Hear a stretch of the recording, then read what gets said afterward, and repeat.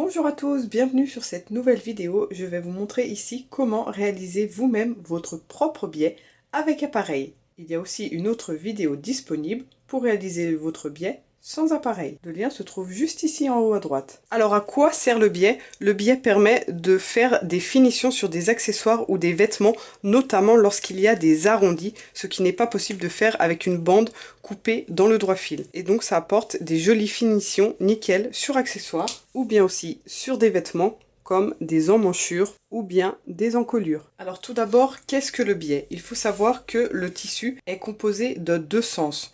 On a la chaîne. La chaîne est caractérisée ici par la lisière du tissu. Vous savez, quand vous achetez votre tissu, vous avez une certaine largeur. En général, elle est de 1,40 m.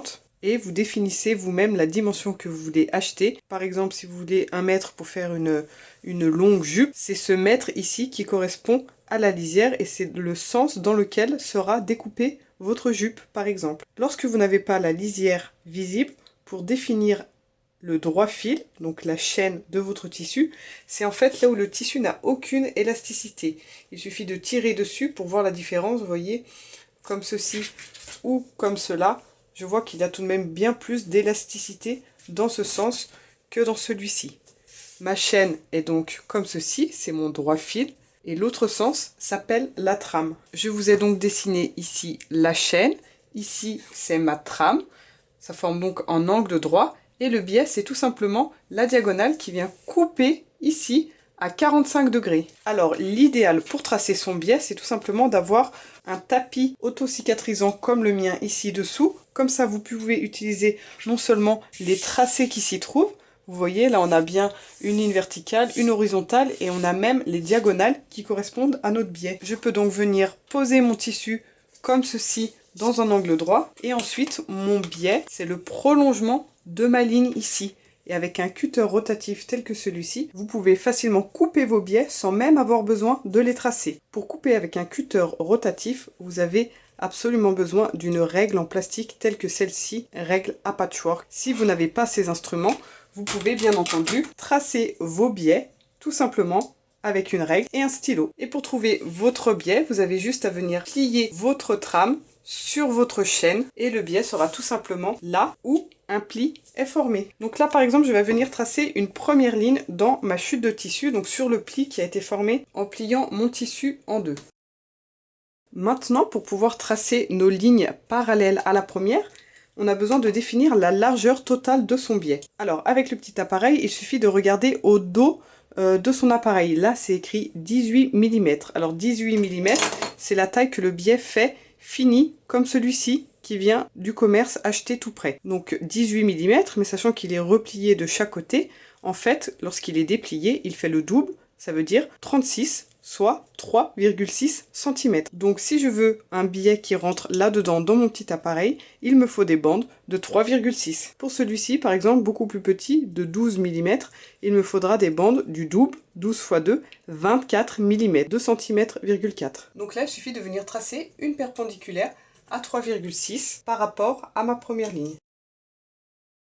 Et on peut en tracer comme cela jusqu'à ce qu'on ait fini notre tissu sur la droite et jusqu'à ce qu'on ait fini notre tissu sur la gauche. Si vous disposez d'une règle à patchwork, c'est encore plus simple. Vous positionnez votre ligne ici à 3,6 au niveau du tracé sur la règle.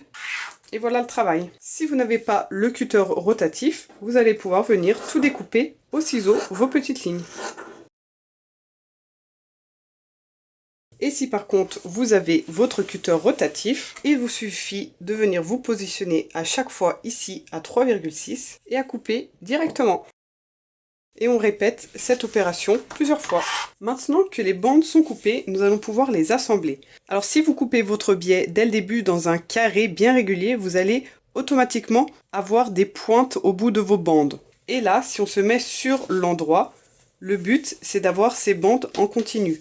Là, par exemple, ça ne fonctionne pas, mais de l'autre côté, j'ai bien ma pointe dans l'autre sens. Et là, il suffit de venir se mettre endroit sur endroit et de venir piquer ici pour assembler les deux biais. Alors attention de ne pas piquer comme ceci, bord à bord. Je vous mets une épingle pour que vous puissiez vous rendre compte.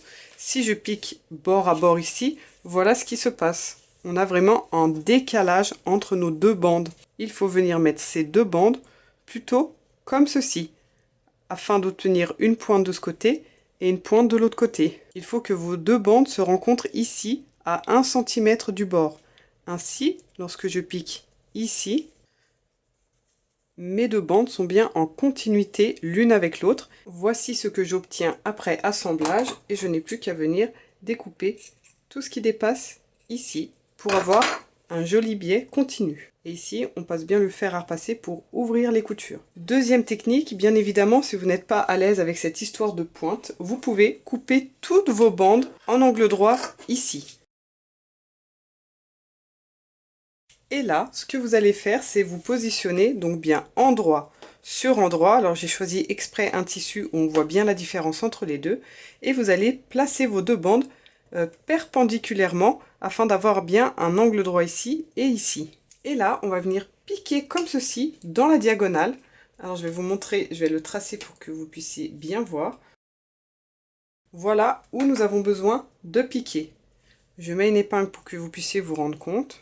Lorsque je déplie mon biais, je vais bien l'avoir en continuité comme ceci.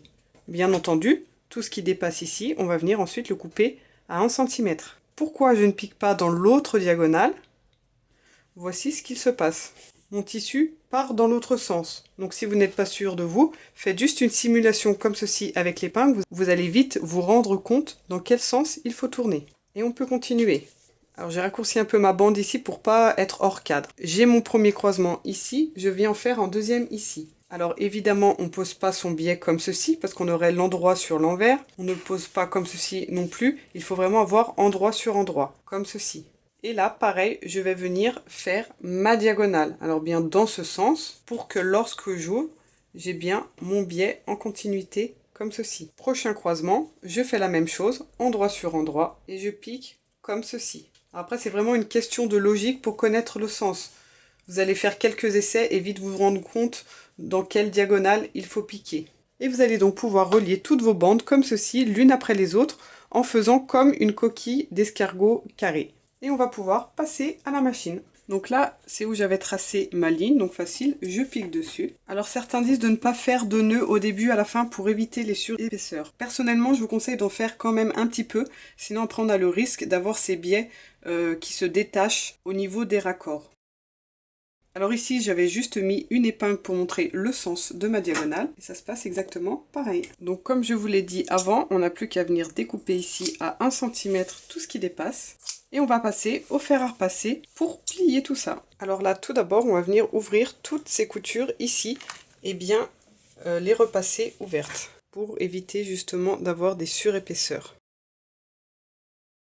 Voilà, on a donc bien une belle bande continue sur l'endroit comme sur l'envers. Maintenant, avec notre petit appareil donc, qui se présente de la sorte, on va venir enfiler son tissu ici. Alors là, c'est mieux en général de l'avoir pas carré mais en pointe. C'est bien plus simple de rentrer à l'intérieur. On pousse tout doucement avec les doigts ici. Si on a du mal à le voir sortir, alors il va sortir préformé ici. Hein. Vous pouvez utiliser une épingle ou une aiguille et passer ici dans la fente pour l'aider à sortir. Une fois qu'il commence à sortir ici, tout de suite, on vient lui donner un coup de fer à repasser.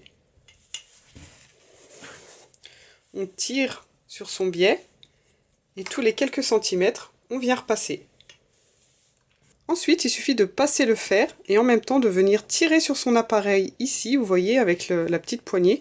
On vient tirer en même temps qu'on avance son fer à repasser et le fer vient au fur et à mesure qu'on sort notre biais et vient le repasser ici et ça évite de se brûler.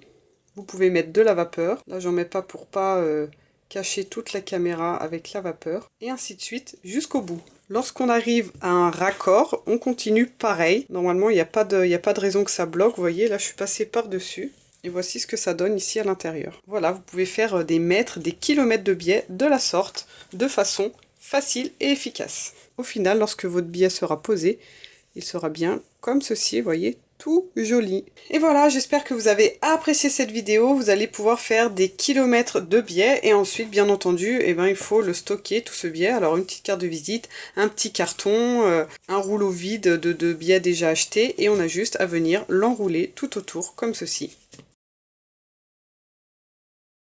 Et voilà, là j'ai quelques mètres de biais tout prêts. N'oubliez pas de mettre une petite épingle comme ceci pour pas qu'il se déroule dans le tiroir. J'espère que ça vous a plu. À vous de jouer!